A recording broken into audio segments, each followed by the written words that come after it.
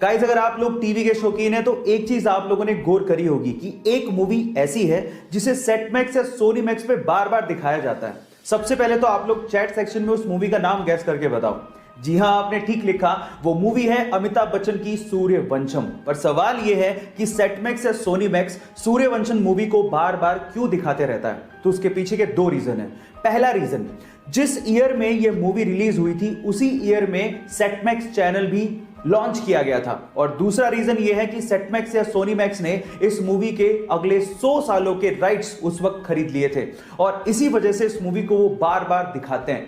क्या इसके पहले तक के फैक्ट आपको पता था? और अगर नहीं पता था तो चैट सेक्शन में जरूर लिखिएगा। और वाइल्ड लाइफ फोटोग्राफी अवार्ड एक ऐसा अवार्ड जो उस इंसान को दिया जाता है जो कि इंसानों को छोड़ के इस धरती पर जितने भी जीव जंतु रहते हैं उनकी उस यूनिक टाइमिंग पे फोटो खींचे जिसे देखने के बाद सिर्फ एक ही बात जुबान पर हो, वाह क्या टाइमिंग है। तो यही अवार्ड 2019 में उस पिक्चर को दिया गया जो कि लंदन के एक अंडरग्राउंड रेलवे स्टेशन पर खींची गई थी। यह पिक्चर इतनी यूनिक थी और इसकी टाइमिंग इतनी लाजवाब थी कि आप लोग देखते रह जाओगे। इस पिक्चर में तो चूहे एक दूसरे के साथ कुछ ऐसे घुसंडबाजी कर रहे हैं जैसे कि दो इंसान लड़ रहे हो। वाह क्या टाइमिंग है। गाइस, ये पिक्चर देख के आपको कैसा लगा चैट सेक्शन में जरूर लिखिएगा। और गाइस, इंडिया में जब एग्जाम होता है ना तो हमारे यहाँ के स्टूडेंट गर्मियों में तो चलो नहा के ही जाते हैं एग्जाम देने, लेकिन वो लोग सर्दियों में इनफैक्ट कड़ाके की ठंड में भी नहा के जाते हैं एग्जाम के चक्कर में। वो ऐसा इसलिए करते हैं ताकि नहाने के बाद ऊपर वाले का नाम लेंगे तो एग्जाम में अच्छे नंबर आएंगे। लेकिन ये सिर्फ इंडिया में होता है, साउथ कोरिया में इसका जस्ट उल्टा होता है। वहां के स्टूडेंट एग्जाम के दिनों में नहाना बंद कर देते हैं और रीजन जान के आप लोग हैरान रह जाओगे। उनका यह मानना है कि अगर एग्जाम के दिनों में नहाए तो ऊपर पानी जैसे ही पड़ेगा वो सारा का सारा पढ़ाई किया हुआ पानी के साथ ही बह के निकल जाएगा। Oh my God. गाइस, इसके बारे में आपका क्या ख्याल है चैट सेक्शन में जरूर लिखिएगा। और क्या आप भी एग्जाम में नहा के जाते हैं ये भी चैट सेक्शन में बताइएगा। जिस उम्र में लड़के और लड़कियां ब्रेकअप और पैचअप के खेल में बिजी होते हैं उस उम्र में इस लड़के ने सोचा कि मैं अपना स्टार्टअप शुरू करूंगा। 17 साल की छोटी सी उम्र में उसने अपना कॉलेज ड्रॉप आउट कर दिया, वो भी अपने पेरेंट्स को बिना बताए, और अपना स्टार्टअप शुरू किया। हालांकि वो स्टार्टअप इतना नहीं चल पाया, फेल हो गया, लेकिन उसने हार नहीं मानी। 3 साल की कड़ी रिसर्च के बाद सन 2013 में उसने एक दूसरा स्टार्टअप शुरू किया और देखते ही देखते वो कंपनी इंडिया में $10 बिलियन की कंपनी बन गई। जी हां, मैं बात कर रहा हूं ओयो फाउंडर रितेश अग्रवाल की, जो कि इंडिया में यंगेस्ट बिलियनर भी हैं। गाइस, यहां सीखने लायक बात यह है कि if you can believe it you can achieve it.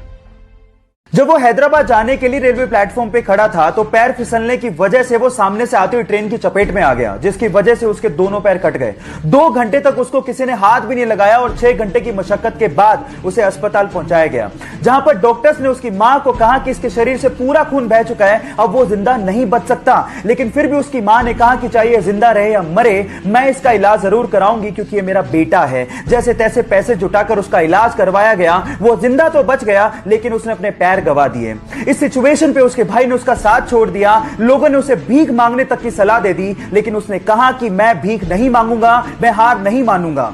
उसने जिम ज्वाइन किया, अपनी बॉडी बनाई, वीडियोस अपलोड की और बहुत सारे लोगों के लिए एक मिसाल बन गया। उसका नाम है देव मिश्रा, जिसने हमें यह सिखाया कि जिंदगी हौसले से जी जाती है। ये बात उस वक्त की है जब पाकिस्तान के अब्दुल खालिद को एशिया का सबसे तेज धावक माना जाता था, लेकिन भारत के मिल्खा सिंह ने उन्हें टोक्यो में हरा दिया। तब पाकिस्तानियों ने कहना शुरू कर दिया ये तो तुक्का है, मिल्खा सिंह तुक्के से जीता है। तब उन्होंने पाकिस्तान में मिल्खा सिंह को इनवाइट किया अब्दुल खालिद से फिर से रेस करने के लिए, और वहां भी भारत के सपूत ने पाकिस्तान के अब्दुल खालिद को हराकर यह साबित कर दिया कि वो रेस तुक्का नहीं थी। और उसके बाद पाकिस्तान के प्रेसिडेंट अयूब खान ने मिल्खा सिंह को फ्लाइंग सिख की उपाधि दी।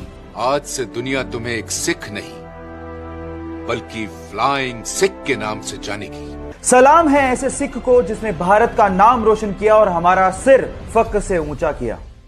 1997 में पैराशूटिंग के दौरान उसका पैराशूट ही नहीं खुला और वो सीधे जमीन पर आकर गिरा।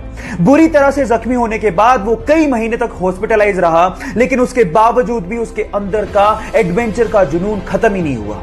जैसे तैसे रिकवर करने के बाद माउंट एवरेस्ट को फतेह करने के अपने बचपन के सपने को पूरा करने के लिए निकल पड़ा और 23 साल की छोटी सी उम्र में उसने माउंट एवरेस्ट को फतेह कर डाला और यह कारनामा करने वाला यंगेस्ट ब्रिटिशर बना। Yes, I am talking about Bear Grylls, जो कि अपनी मैन वर्सेस वाइल्ड सीरीज के लिए विश्व विख्यात है। गाइस, यहां सीखने लायक बात यह है कि लाइफ में प्रॉब्लम्स सबके आती हैं, लेकिन जो उसका डट के सामना करते हैं लोग उसी के बारे में चर्चा करते हैं।